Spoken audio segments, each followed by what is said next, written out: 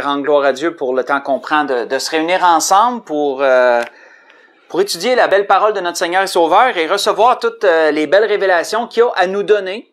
Et ce soir ne fera pas exception. L'Esprit a encore de belles choses à nous dire ce soir. Et très grande, je dirais, très grande image que l'Esprit veut nous donner ce soir. Si vous vous souvenez, parce que je veux faire un parallèle pour vous aider un peu à entrer un peu dans le contexte, vous vous souvenez que le message de mercredi passé, le Seigneur nous avait donné une révélation sur des événements de l'Ancien Testament. Il nous avait donné une révélation qui démontrait Jésus, qui démontrait tout ce que comprenait le sacrifice de notre Seigneur par rapport à l'Arche de l'Alliance, pour faire vraiment pour vous ramener ça à la mémoire.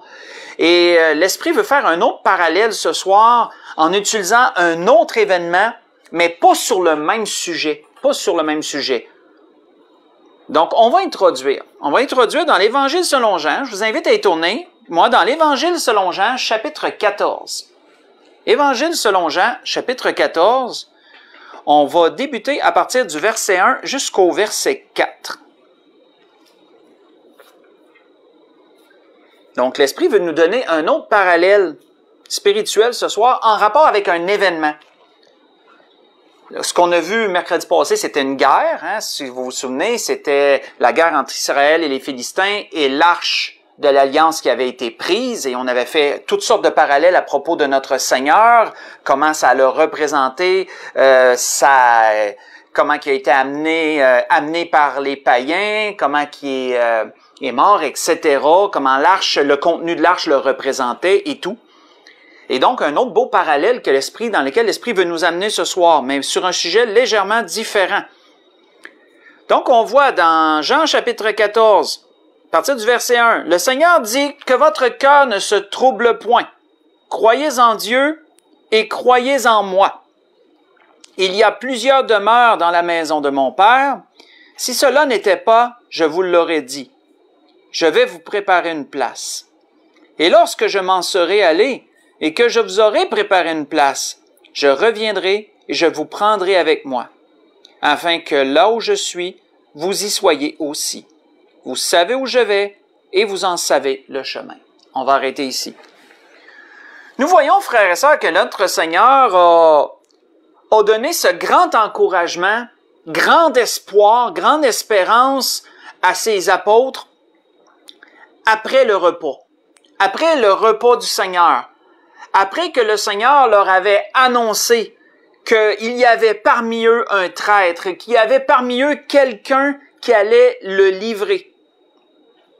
On voit que ça l'a certainement ébranlé tout le monde était triste, etc. On sait que Judas a quitté, peu après que le Seigneur a dit ça. Judas a quitté parce que, veut pas, il savait ce qu'il allait faire. Il se savait trahi. Sauf que le Seigneur n'avait pas mentionné son nom. Le Seigneur n'avait pas mis le spot sur lui. Donc, le Seigneur avait laissé ça assez vague, de sorte que les disciples se demandaient qui ça pourrait être. Et même, certains disaient, est-ce que ça va être moi? Tu sais, certains se remettaient même eux-mêmes en question. Et pourtant, il n'y avait certainement pas ce désir-là de trahir le Seigneur. Donc, pour vous montrer jusqu'où ça avait mis des doutes dans le cœur des disciples, des apôtres du Seigneur. Mais le Seigneur, ensuite, après que Judas soit parti, le Seigneur leur a dit ces paroles-là. Le Seigneur leur a parlé d'amour. Hein, il leur a parlé comment qu'il leur donnait un nouveau commandement d'aimer comme lui-même les avait tant aimés. Puis il avait démontré son amour par le lavement des pieds, etc., ce qu'on voit précédemment. Mais là, ici, Seigneur, on voit qu'il veut leur donner une grande espérance. Seigneur leur dit, je m'en vais, mais pendant que je vais être parti, il va se passer quand même des choses. Là, dans le domaine céleste où je m'en vais vers mon Père, et je vais vous préparer une place, disait le Seigneur. Je vais mettre les choses en ordre pour vous accueillir. Et lorsque les temps seront accomplis, je viendrai, je vous prendrai avec moi, disait le Seigneur. Grande parole d'encouragement pour consoler ses disciples. Et il leur a dit, vous savez le chemin. Hein, vous savez où je vais. Je vous ai dit que j'allais au Père et vous en savez le chemin. C'est après que Jésus a dit, je suis le chemin, la vérité et la vie. Nul ne va au Père que par moi. Donc,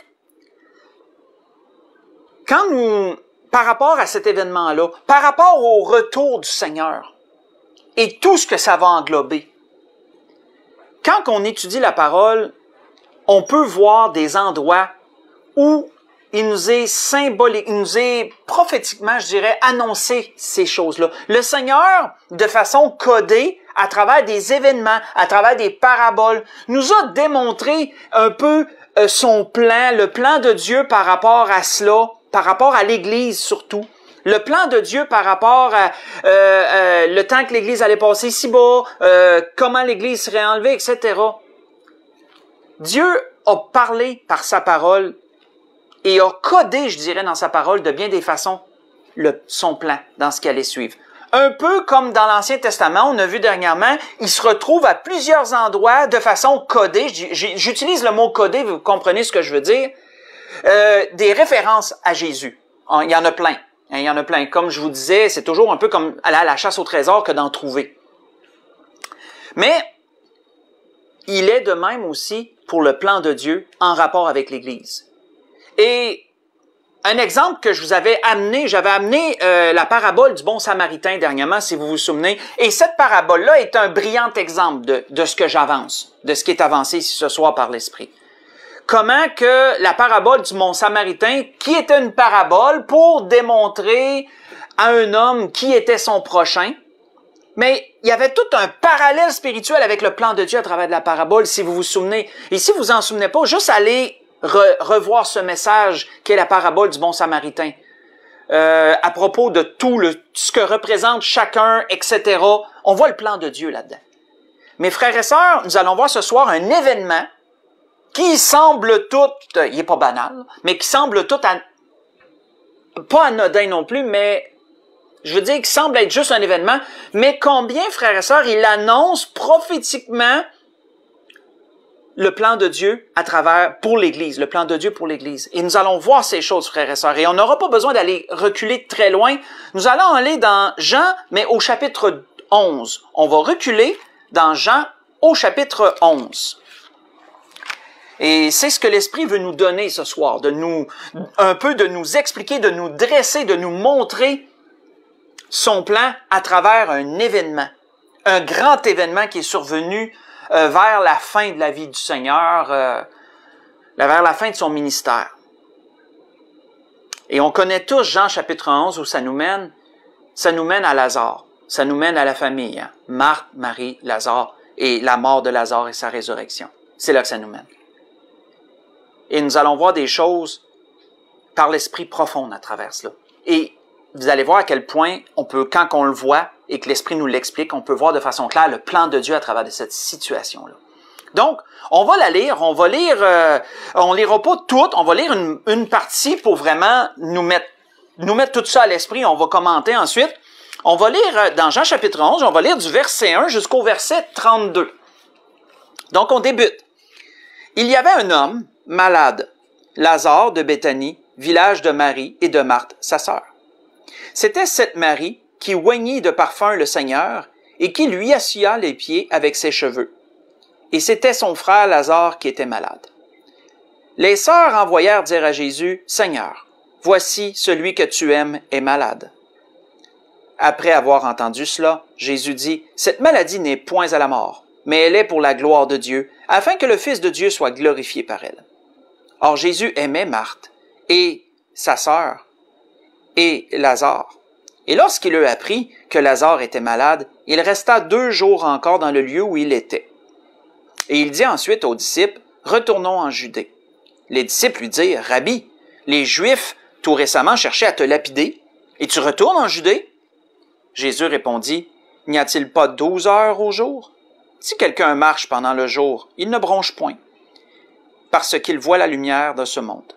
Mais si quelqu'un marche pendant la nuit, il bronche, parce que la lumière n'est pas en lui. » Après ces paroles, il leur dit, « Lazare, notre ami, dort, mais je vais le réveiller. » Et les disciples lui dirent, « Seigneur, s'il dort, il sera guéri. » Jésus avait parlé de sa mort, mais ils ne crurent pas, mais ils crurent qu'il parlait de l'assoupissement du sommeil. Alors Jésus leur dit ouvertement, « Lazare est mort. Et à cause de vous, afin que vous croyiez, je me réjouis de ce que je n'étais pas là. Mais allons vers lui. » Sur quoi Thomas, appelé Didyme, dit aux autres disciples, « Allons aussi, afin de mourir avec lui. » Jésus, étant arrivé, trouva que Lazare était déjà depuis 4 jours dans le sépulcre. Et comme Béthanie était près de Jérusalem, à 15 stades environ, beaucoup de Juifs étaient venus vers Marthe et Marie pour les consoler de la mort de leur frère. Lorsque Marthe apprit que Jésus arriva, elle alla au-devant de lui, tandis que Marie se tenait assise à la maison. Marthe dit à Jésus, « Seigneur, si tu avais été ici, mon frère ne serait pas mort. Mais maintenant même, je sais que tout ce que tu demanderas à Dieu, Dieu te l'accordera. » Et Jésus lui dit, « Ton frère ressuscitera. » « Ah, je sais, répondit Marthe, qu'il ressuscitera à la mort, à la résurrection, au dernier jour, excusez-moi. Jésus lui dit, « Je suis la résurrection et la vie. Celui qui croit en moi vivra, même s'il meurt. Et quiconque vit et croit en moi ne mourra jamais. Crois-tu cela? » Elle lui dit, « Oui, Seigneur, je crois que tu es le Christ, le Fils de Dieu, qui devait venir dans le monde. » Et ayant ainsi parlé, elle s'en alla, puis elle appela secrètement Marie, sa sœur, et lui dit, « Le Maître est ici, et il te demande. » Et dès que Marie eut entendu, elle se leva promptement et alla vers lui. Car Jésus n'était pas encore entré dans le village, mais il était dans le lieu où Marthe l'avait rencontré. Les Juifs, qui étaient avec Marie, dans la maison, et qui la consolaient, l'ayant vue se lever promptement et sortir, la suivirent, disant, « Elle va au sépulcre pour y pleurer. » Et lorsque Marie fut arrivée là où était Jésus, et qu'elle le vit, elle tomba à ses pieds et lui dit, « Seigneur, si tu avais été ici, mon frère ne serait pas mort. » On va arrêter ici. On a vu pas mal le principal. Alors, frères et sœurs, quand on regarde ce qu'on vient de lire et qu'on le décortique, que voyons-nous? Nous voyons premièrement au verset 4 que le Seigneur a donné la raison même de toute chose. La raison même de cette situation-là, mais également la raison même du plan de Dieu. La raison de tout, un peu du remède que Dieu avait prévu à cause du péché, à cause de ce qui est arrivé avec Adam et Ève et le diable et tout. Quel est le but de tout ça? Jésus l'avait dit au verset 4. Après avoir entendu cela, Jésus dit, « Cette maladie n'est point à la mort, mais elle est pour la gloire de Dieu, afin que le Fils de Dieu soit glorifié par elle. » Donc, tout, frères et sœurs, est pour la gloire de Dieu. C'est pour qu'on voit la magnificence, la grandeur du Dieu que nous avons. Et nous voyons quel est le but de Dieu, c'est d'élever son Fils, c'est de manifester son Fils, c'est de mettre son Fils au centre de l'attention pour que tout le monde voit son Fils. Dieu aime tellement son Fils, et son Fils, notre Seigneur Jésus, aime tellement son Père. Dieu a choisi son Fils pour qu'il soit l'objet de délivrance, le centre de tout. Il est le Verbe, souvenons-nous. Il est le Verbe, il est la parole créatrice, il est l'outil de Dieu pour toute cette création, pour tout. Tout vient de Jésus, tout vient du Verbe. Et Jésus a voulu qu'il soit le centre de la délivrance, le centre de toute chose. Tout est pour la gloire de Dieu, mais pour révéler aussi Jésus-Christ.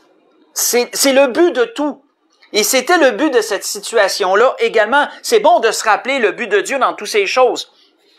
On peut voir que, faites juste écouter, l'apôtre Paul l'avait répété à quelques reprises, ça. Entre autres, à titre, il lui avait dit ceci, « Et sans contredit, le mystère de la piété est grand.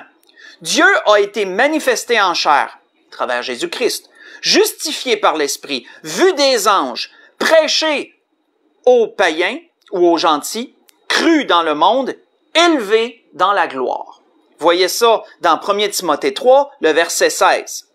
Un Dieu manifesté en chair, justifié par l'Esprit, vu des anges, prêché aux gentils, cru dans le monde et élevé dans la gloire. C'est le but, frères et sœurs, de toutes choses. Et on voit que le Seigneur révèle aussi que c'était aussi le but de cette situation. Et c'est le but du plan de Dieu en général. Quand on continue, on voit quoi au verset 5? Au verset 5, il nous est dit, « Or Jésus aimait Marthe et sa sœur et Lazare. » Frères et sœurs, ces trois personnages étaient d'une même famille. 2 sœurs, 1 frère. C'était toute une même famille. Il nous a pas parlé de leurs parents. Peut-être qu'ils étaient morts, on le sait pas. Mais de ce qu'on en sait, ils étaient les 3 qui habitaient dans la même maison et il nous a pas fait mention de quelqu'un d'autre. C'est une famille. Et chacun de ces personnages, frères et sœurs, représente un groupe de l'Église. Lazare représente, dans ce que nous allons voir, et vous allez voir, ça va devenir très clair, Lazare représente les morts dans le Seigneur. Marthe représente ceux qui seront enlevés à l'enlèvement et Marie représente ceux qui donneront leur vie à la grande tribulation. Et vous allez voir, ça va devenir clair pour chacun. D'après, il y a bien des choses qui vont nous démontrer cela. Mais retenez ceci pour le moment. Cette famille qui représente l'Église en son ensemble et chacun des membres de cette famille représente un groupe de l'Église. Et qu'est-ce qu'il nous est dit? Jésus les aimait. Jésus les aimait. Et on a une belle référence à cela. L'apôtre Paul disait aux Éphésiens ceci, « Marie, que chacun aime sa femme comme Christ a aimé son Église. » Et qu'est-ce qu'il a fait, Christ, à cause qu'il a aimé son Église? La Bible nous dit, « Et il s'est livré lui-même pour elle. » Il s'est livré lui-même. Il a tout abandonné. Il s'est donné pour son Église.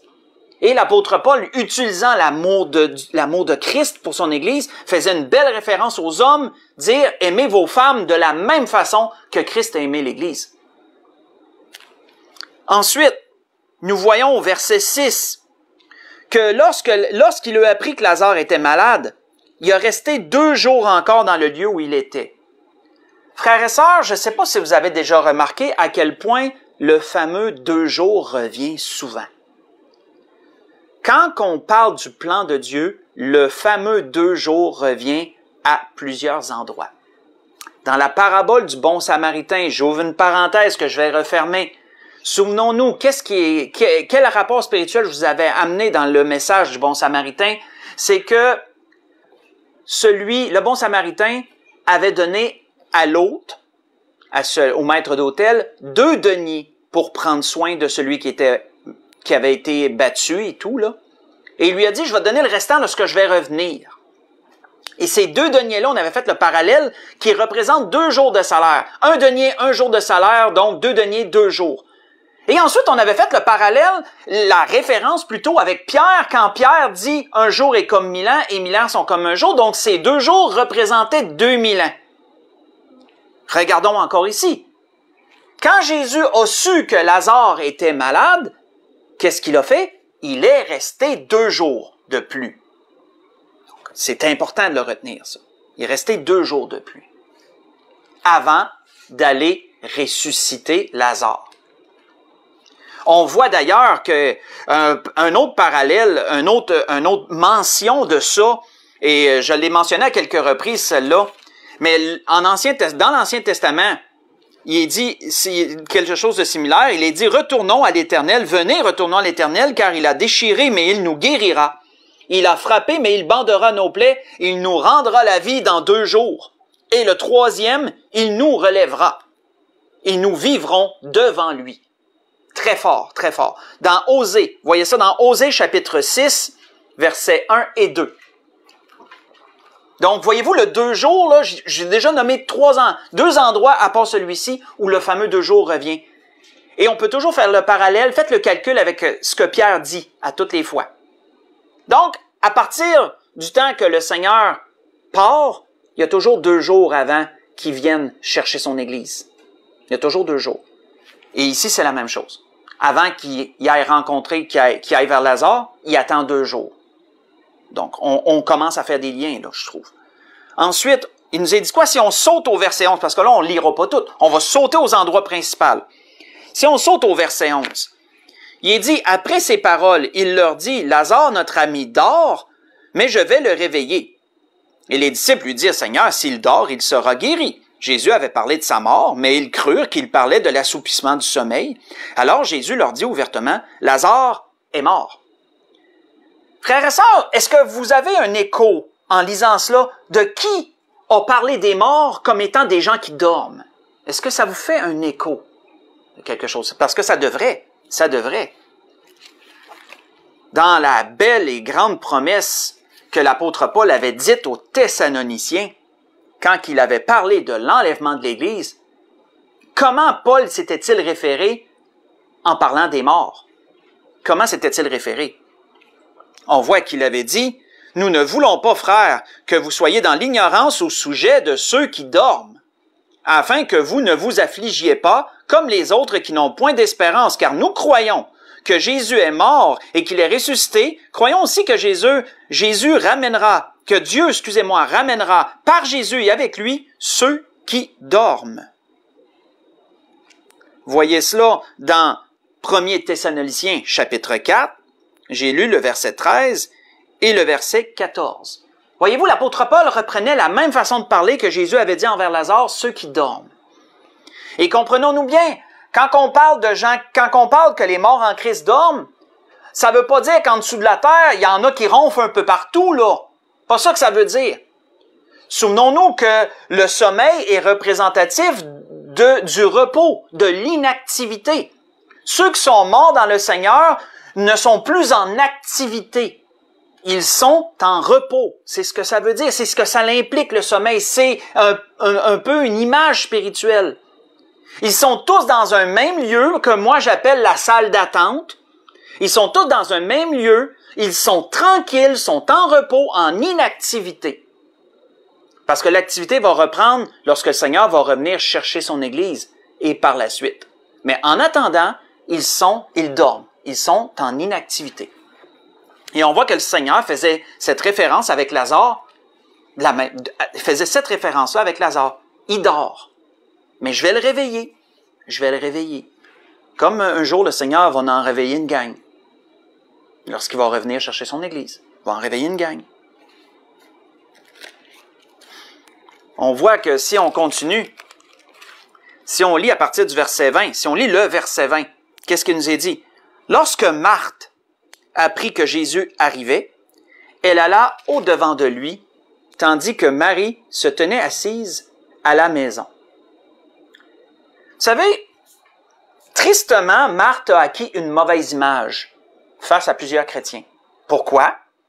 Parce que lorsqu'on lit dans Luc chapitre 10, la première fois que Jésus, en tout cas mentionné dans la Bible, que Jésus est allé à Béthanie, pas qu'il est allé à Béthanie, mais la première fois qu'il est mentionné dans la Bible que Jésus est allé chez Marthe et Marie et Lazare, qu'on n'avait pas entendu parler dans Luc 10, parce que la Bible nous dit que Marthe l'avait invité chez lui, donc. Marthe ou Marie, je pense que c'est Marthe qui l'avait invité chez elle. Et Marthe avait acquis la mauvaise réputation parce qu'elle était celle qui œuvrait aux soins domestiques, qui voulait que tout soit parfait, mais trop centrée sur les choses matérielles, tandis que Marie, elle, s'était assise au pied du Seigneur pour l'écouter. Vous vous souvenez de cela? Et de cette fameuse phrase, Marthe, tu t'inquiètes et tu t'agites pour beaucoup de choses. Une seule chose est importante, Marie a choisi la bonne part qui ne lui sera point ôtée. Vous vous souvenez de ça? Mes frères et sœurs, ici, il faut comprendre que c'est pas parce que quelqu'un fait une erreur une fois qu'elle doit acquérir une mauvaise réputation tout le temps. Ici, nous voyons que Marthe était celle qui veillait pour attendre le Seigneur, et Marie, elle était dans la maison. Mais Marthe était celle qui veillait. Donc, voyez-vous que là, les rôles sont un peu inversés. C'est Marthe ici qui est un exemple. C'est Marthe ici qui est un modèle. Et Marthe, ici, elle représente quoi? Elle représente l'Église. Elle représente ceux qui attendent l'enlèvement de l'Église. Ceux qui, présentement, en Jésus-Christ, ils veillent, là. Ils veillent, puis attendent le Seigneur. Elle représente ce groupe de gens-là. En fin de compte, elle nous représente, en fin de compte, je dirais. Marthe nous représente ici. On voit qu'elle veillait pour attendre le Seigneur. Et ça a été elle qui l'a vu arriver. Marie n'était pas consciente de tout ça, là. Marie était dans la maison. Marthe veillait. Et encore plus, frères et sœurs, encore plus, quand on continue à partir du verset 25 jusqu'au verset 27, qu'est-ce qu'il nous est dit à propos de Marthe? Jésus lui dit, « Je suis la résurrection et la vie. Celui qui croit en moi vivra, même s'il meurt. Et quiconque vit et croit en moi ne mourra jamais. Crois-tu cela? » Et qu'est-ce qu'elle a répondu? Elle dit, « Oui, Seigneur, je crois que tu es le Christ, le Fils de Dieu, qui devait venir dans le monde. » La profession de foi, on va l'appeler comme ça, de Marthe, cette confession que oui, tu es le Christ, le Fils de Dieu qui devait venir. Est-ce que ça vous sonne pas avez-vous une impression déjà entendue par quelqu'un d'autre? Frères et sœurs, vous devriez. Vous devriez. Parce que lorsque Jésus a demandé à ses disciples, « Qui dit-on que je suis? » Et qu'il y en a qui ont dit, il y en a qui pensent que c'est le prophète Jérémie, il y en a d'autres qui pensent que tu es Élie, il y en a d'autres qui pensent ça. Et Pierre a dit, « Tu es le Christ. » le Fils du Dieu vivant. Pierre a été le premier à confesser Christ. Il a reçu cette révélation de Dieu. Et notez ici que Marthe a fait la même confession. Avec quasiment les mêmes mots, quasiment mot pour mot. Donc ça devrait nous parler, ça aussi. Devrait nous parler. Et contrairement à Marie, c'est Marthe qui a eu cette révélation-là. C'est Marthe qui a eu cette révélation-là. Et qui l'a confessé de cette façon-là. Et ça, c'est important de le relever aussi. On voit que l'apôtre Paul, un lien avant qu'on continue, qu'est-ce que l'apôtre Paul disait à propos du groupe que Marthe représente, nous? Qu'est-ce que l'apôtre Paul disait? Il dit, « Voici, je vous dis un mystère. Nous ne mourrons pas tous, mais tous nous serons changés. En un instant, en un clin d'œil, à la dernière trompette. La trompette sonnera, et les morts ressusciteront incorruptibles, et nous serons changés. » Vous voyez ça dans 1 Corinthiens chapitre 15, j'ai lu le verset 51 et le verset 52. De ce groupe que Marthe représente, qui est ceux qui veillent, comme elle veillait, ceux qui veillent. Quand on regarde au verset 30, un autre parallèle qu'on peut faire, c'est que Jésus n'était pas encore rentré dans le village quand il a rencontré Marthe. Ça, pensez au village comme étant le monde. Et comme Jésus, lorsqu'il va revenir chercher son église, ben Lazare va... Là, je fais les parallèles en même temps. Là. Lazare va être réveillé. Marthe veille. Marthe est la veille.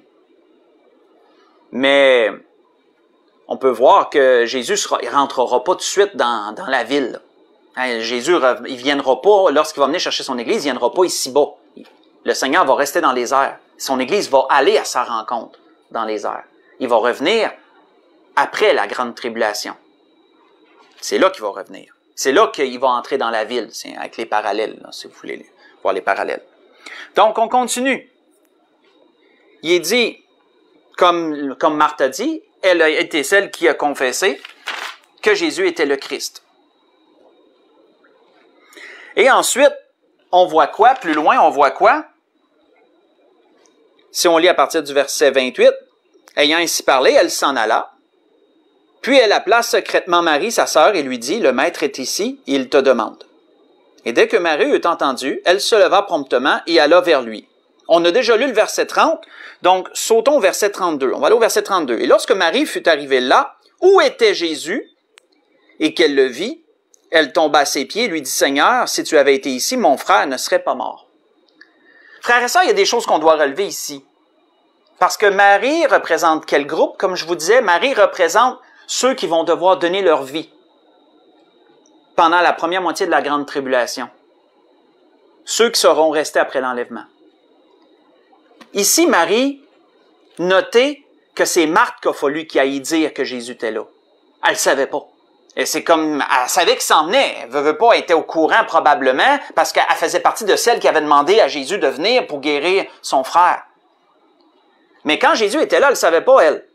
C'est Marthe qu'il a fallu qu'il l'avertisse, dire, hey, Jésus, il te cite, là. Puis plus que ça, il a fallu que Marthe, certainement, c'est pas écrit, mais on peut comprendre quand on lit entre les lignes que certainement que Marthe a dû lui dire où était Jésus. Parce qu'elle est allée au lieu où était Jésus, mais il fallait que Marthe lui donne toutes ces informations-là pour qu'elle puisse y aller. C'est important de le comprendre. Mais il est allé bien après Marthe. Il est allé après Marthe. Et on voit que la première affaire qu'elle a faite quand elle a vu Jésus, c'est de dire, si tu aurais été ici, rien de ça serait arrivé. Mon frère ne serait pas mort si tu aurais été ici. Après cela, frères et sœurs, que voyons-nous? Parce que ça ne s'arrête pas là. Si nous sautons au verset 45, après que notre Seigneur ait ressuscité Lazare devant tous ceux qui étaient présents, surtout des Juifs, hein, il y avait beaucoup de Juifs présents. Qu'est-ce que la Bible nous dit au verset 45? La Bible nous dit plusieurs des Juifs qui étaient venus vers Marie et qui virent ce que fit Jésus, crurent en lui. Au verset 45, excusez-moi. Plusieurs des Juifs qui étaient là crurent en lui. Ces Juifs-là, frères et sœurs, représentent aussi un groupe qui va émerger, je dirais, qui va être visible pendant la grande tribulation. Ce sont les 144 000 Juifs. Ces Juifs-là représentent ce groupe de personnes-là. Et notez qu'ils viennent après. Notez qu'il nous est mentionné qu'ils croient après Lazare, après Marthe, après Marie. À la fin, ils croient. Et ce groupe-là va représenter l'Église pendant que l'Église va avoir été enlevée. Pendant que l'Église va être auprès du Seigneur, la fiancée de Christ va être avec Christ, elle va être avec lui, mais ce groupe-là va représenter, et eux autres, ils vont tenir le flambeau, si je peux m'exprimer comme ça, pendant la période noire de la grande tribulation. Donc, ces Juifs-là le représentent ces 144 000-là. Mais frères et sœurs, ça s'arrête pas là encore. Ça s'arrête pas là encore. On s'en va vers la conclusion. Mais là, si on saute au chapitre 12, puis on lit du verset 3 au verset 5. On peut lire du verset 1 au verset 5, pour vraiment, mais en même temps, on va prendre le contexte. 6 jours avant la Pâque, Jésus arriva à Béthanie, où était Lazare, qu'il avait ressuscité des morts. Là, on lui fit un souper. Marthe servait, et Lazare était un de ceux qui se trouvaient à table avec lui. Marie, ayant pris un livre de parfum de nard pur de grand prix, oignit les pieds de Jésus, et elle les essuya. Elle lui essuya les pieds avec ses cheveux, et la maison fut remplie de l'odeur du parfum.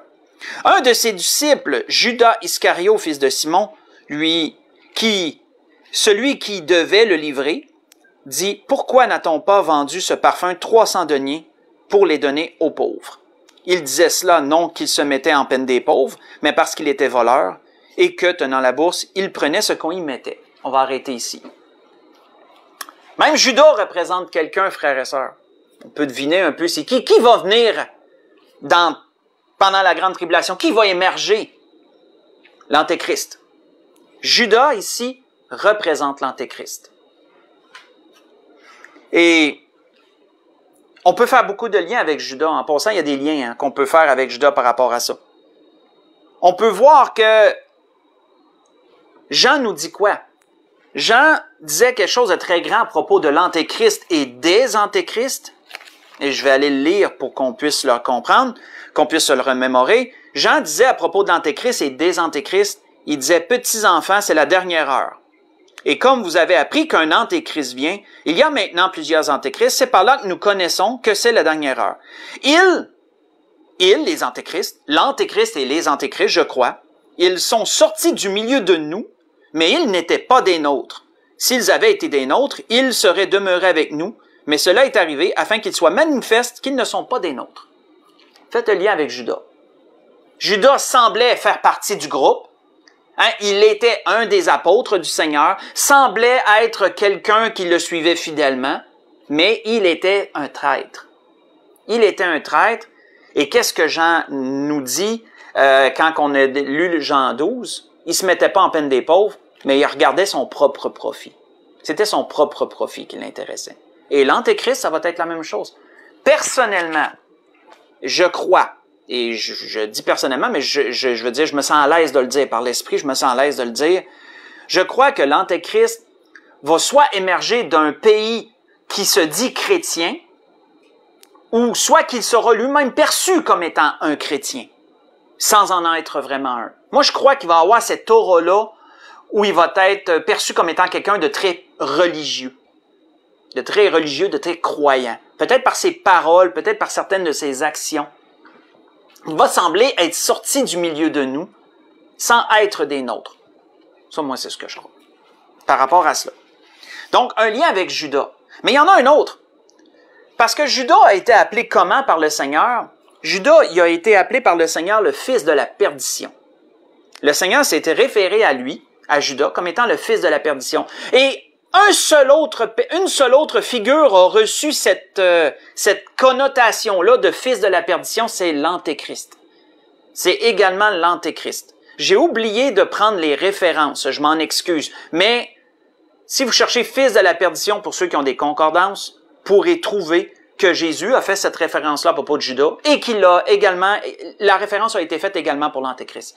Ils sont tous deux appelés fils de la perdition. Ce qu'on peut dire qu'il les lie quand même assez bien. Il les représente un l'autre quand même assez bien. Et on voit ici que Judas, qu'est-ce qu'il faisait dans le Jean 12? Il s'opposait directement au Seigneur. Il s'opposait au Seigneur par rapport à ce que le Seigneur, le traitement que le Seigneur avait reçu. Lui, il s'opposait directement et ça l'a scandalisé. Et l'Antéchrist va faire pareil. L'Antéchrist, c'est quelqu'un qui va s'opposer au Seigneur. C'est quelqu'un qui va démontrer qu'il cherche son intérêt à lui et non l'intérêt du Christ et non l'intérêt de Dieu. Tout comme Judas.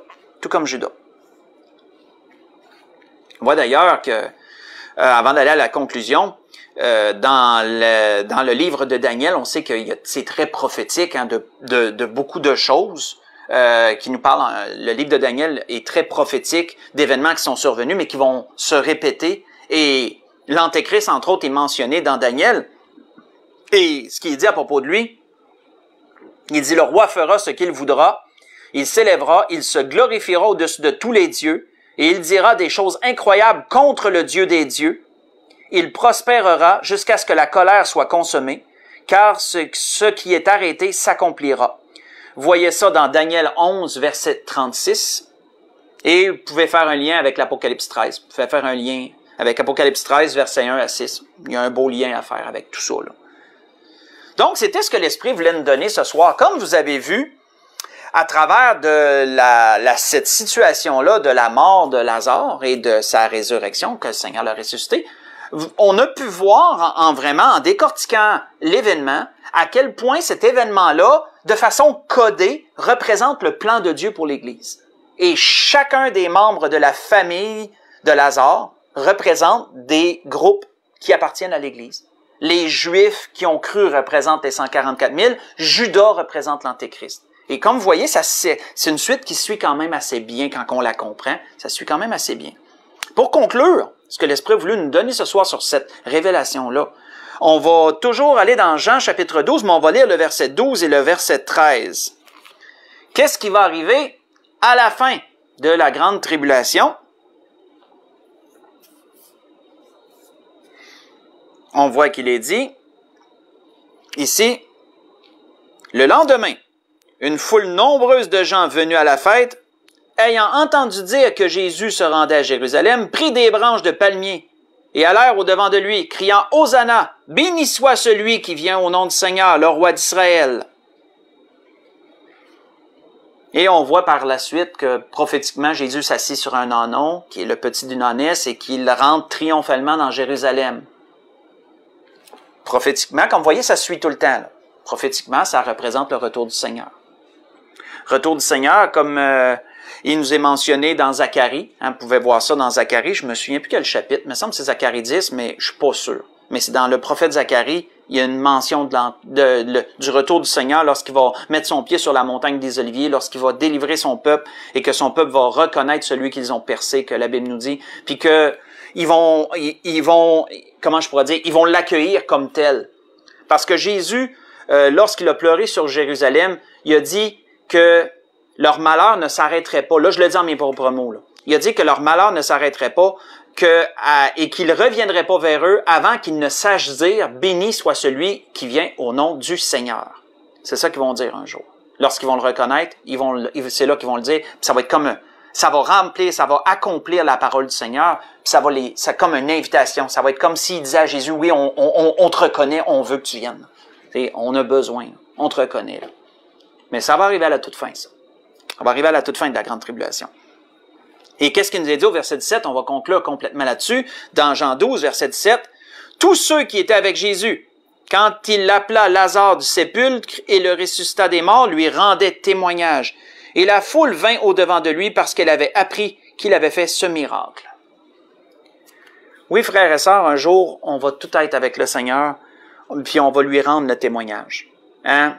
L'Église, lorsque le Seigneur va revenir sur terre et qu'il va avoir le jugement des nations avant le règne de 1000 ans, l'Église va être là pour rendre témoignage. Comme Lazare, comme Marthe, on va être là, et comme Marie, on va être là pour rendre témoignage du Seigneur. Quel jour glorieux ça va être, frères et sœurs, et en parler, ça donne toujours le goût. ça donne toujours le goût que ça se passe là. Et combien on a hâte que le Seigneur revienne nous chercher. Et surtout dans les temps qu'on vit, ça l'aide, hein? Ça l'accentue ce désir-là. Mais c'est ça, c'était ce que l'Esprit voulait nous donner ce soir. Je voudrais vous souhaiter à tous et à toutes une belle fête de soirée. Ayez passé une bonne restant de semaine. Profitez bien pour ceux qui ont leur congé demain, comme moi. J'ai pas vraiment de mérite, hein. J'ai eu quasiment 4 semaines de vacances, puis là, j'ai juste travaillé 3 jours, puis je suis déjà en vacances une journée. Concours de circonstances, mais bon. Profitez de votre congé. Profitez bien de votre congé. Et on va dire, pour l'Église de l'Espérance, on va dire qu'on se revoit dimanche. On va se dire à dimanche. Sinon, bonne semaine à tous. Je vous aime. Que le Seigneur vous bénisse.